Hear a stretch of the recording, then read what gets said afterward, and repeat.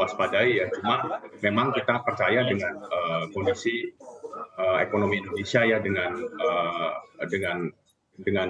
struktur ekonomi kita, dengan kita sebagai produsen dan eksportir komoditi yang harganya sekarang justru sangat tinggi sekali ya. Jadi memang kita tetap waspada, cuma kita lihat memang Indonesia harusnya lebih baik lah daripada negara-negara lain. Baik, apakah sudah ada antisipasi mungkin yang disiapkan dari aset manajemen untuk potensi-potensi yang terjadi di tahun depan?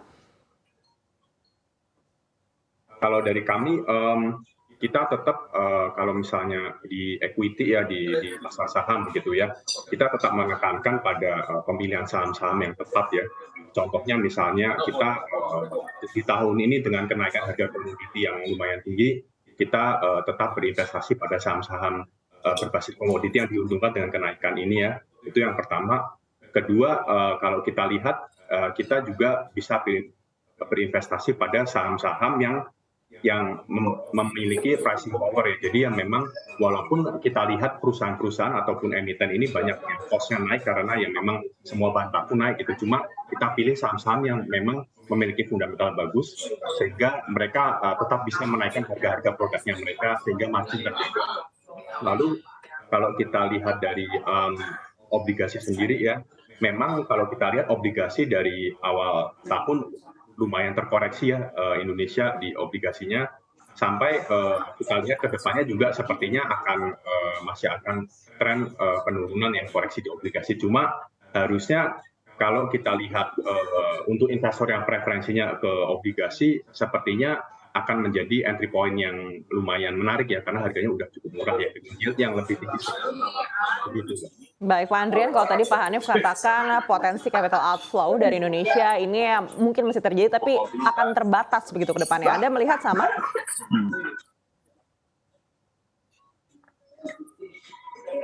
Pak Andrian? Oh, sorry. Ya, capital outflow kalau kita lihat memang dari awal tahun kita mengalami capital outflow ya di obligasi juga ya. Cuma saya lihat memang udah lumayan terbatas juga lah untuk sekarang ya. Walaupun saya lihat sih trennya masih akan terjadi gitu ya. Karena ya tadi yang saya bilang juga kondisinya sekarang Fed Fund Rate juga masih dinaikkan terus ya. Kita BI Rate juga harus naik terus. Tapi ya balik lagi tadi walaupun kita percaya optimis bahwa ekonomi Indonesia di posisi yang lebih baik daripada negara-negara lain gitu. Baik, kita akan beralih ke Pak Hanif. Pak Hanif, antisipasi kalau di Star Asset Management sendiri seperti apa? Ya, kalau dari sisi equity, saya kira kita masih menikmati inflow ya kalau dari sisi equity, karena memang sektor andalan di kita di consumer, banking, terutama komoditas ya, itu emitennya mengalami pertumbuhan yang cukup baik pendapatannya maupun laba bersihnya gitu. That's why IHSG itu sempat reaching new high ya di 7.200-an ya. Walaupun ada koreksi, saya kira masih koreksi yang wajar lah. Mungkin kita salah satu-satunya mungkin negara yang masih tumbuh ya indeks harga saham gabungannya. Lalu kemudian yang kedua, kalau dari sisi obligasi, saya kira memang untuk mengurangi resiko volatilitas kita bisa mengambil obligasi jangka pendek ya, atau kita mulai masuk ke obligasi korporasi ya. Obligasi korporasi itu banyak yang keluar di 3 tahun, di 5 tahun. Nah ini mulai cukup layak untuk dikoleksi. Karena kalau saya lihat koreksinya udah cukup dalam ya di obligasi yieldnya ya udah naik sekitar 2%-an. Kita lihat yang kayak 5 tahun aja sekarang itu udah 7% yang 5 tahun ya. Gitu. Itu yang obligasi negara ya. Mungkin korporasi bisa lebih tinggi daripada itu. Jadi saya kira ini waktu yang sangat tepat untuk mengoleksi obligasi korporasi.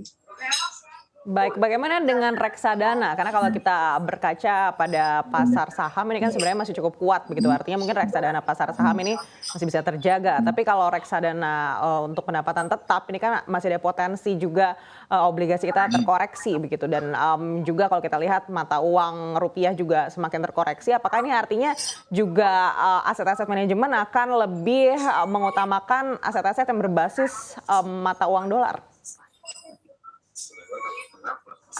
Ya, memang kalau kita lihat dari sisi aset mata uang dolar ya, kita ambil misalnya Indonesia USD, itu koreksinya lebih dalam lagi daripada yang government bond ya. Kalau yang IDR misalnya itu kenaikan yield obligasinya dari awal tahun 2%, tapi yang USD itu bisa sampai 3%. Contohnya yang 5 tahun ya.